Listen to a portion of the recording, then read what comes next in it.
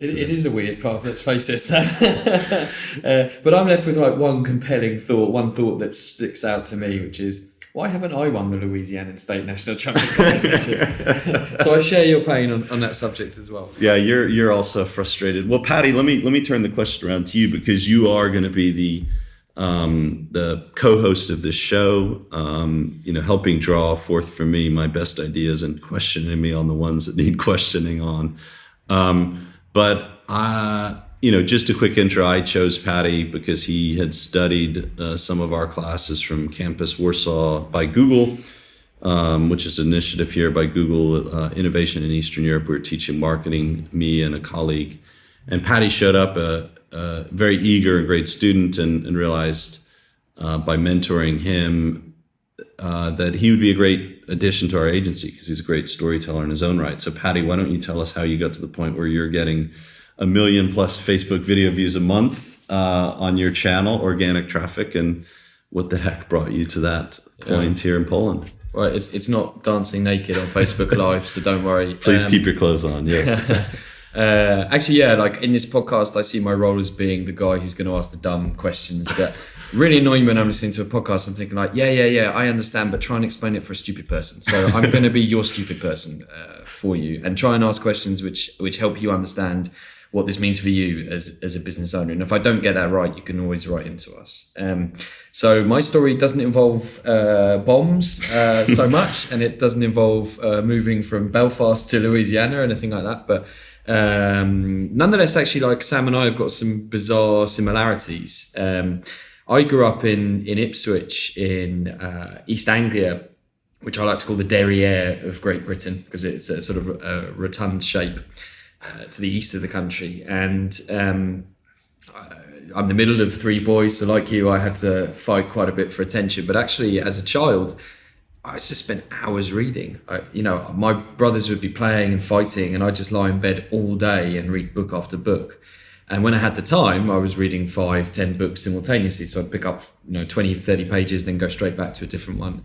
And book reading was my thing. Now, everybody knew that Paddy read books better than anybody else. And speed reading I actually think, is probably my only genuine technical skill that I really do have. I read Lord of the Rings in something like 13 hours.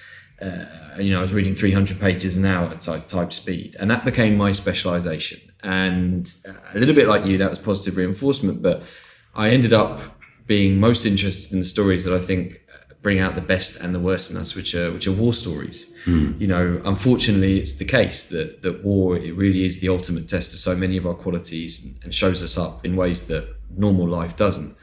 And I became fascinated in particular by the Second World War. So I've got literally hundreds of books on World War II.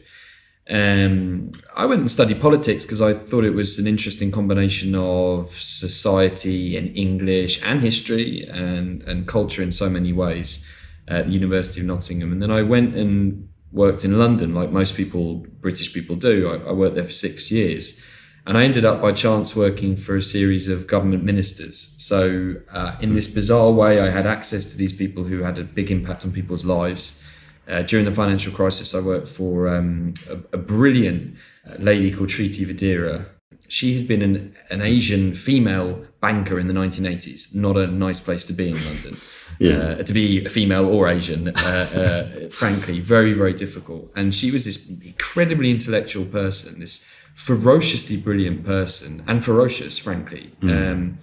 And she was the advisor to John Major, who was the Prime Minister in the 90s, and then to Tony Blair, and then specialised as an advisor to Gordon Brown, who was Prime Minister at the time when I worked for her.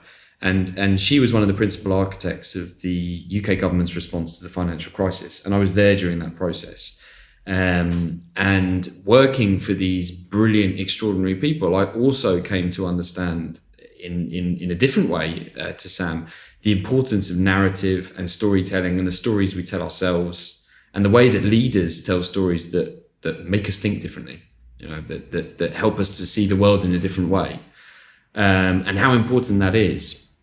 Now, I was kind of chewed up by that experience, and in the end, I kind of left London because I'd had enough of it. looking back now. And my girlfriend at the time was Polish, so I decided to move to Warsaw. And like you, Sam, I've kind of got this passion for this country because it's this incredible story. We're going to talk about this in future podcast episodes, I know. This country that has survived all sorts of horrible experiences and has fought and struggled together and individually. It's an incredible story of success. Ultimately, it's a very inspiring story about people who overcame oppression, dictatorships, holocausts, communist mismanagement, and have built this incredible success story with so much potential in front of it. And throughout my entire life, I've been writing. I was singing in a band for 12 years, but don't worry, I won't inflict you on that. I sang in the West Point Glee Club, so we have two amateur struggling karaoke musicians here. I know you're listening now thinking like, please do an episode. So if we get enough requests, we'll do a little actually I think no one wants to hear us sing, but I think you just planted that seed. Guys, please don't request Paddy singing. Please request us singing. I want to do this. So, okay. So I sang. I wrote poetry at one point. I won't inflict my poetry on you. No, either. Please don't. And for the last 6 years, I've been blogging, writing in English and then Polish about my life in Poland. And as Sam was saying at the start, I've been on this bizarre journey where over the last 2 years, I've been doing a lot more film work and recording a load of films in which I express my life here in Poland and try and connect with the Polish people, but also to explain Poland to other people, to foreigners as well. And that's really accelerating at the moment. So I'm getting, as Sam said, over 1 million views a month on Facebook right now. My last video, which I recorded with my iPhone and a good quality mic and nothing else, got 1.5 million views in about a week and a half. We'll link to that in the show notes so you get a few more views.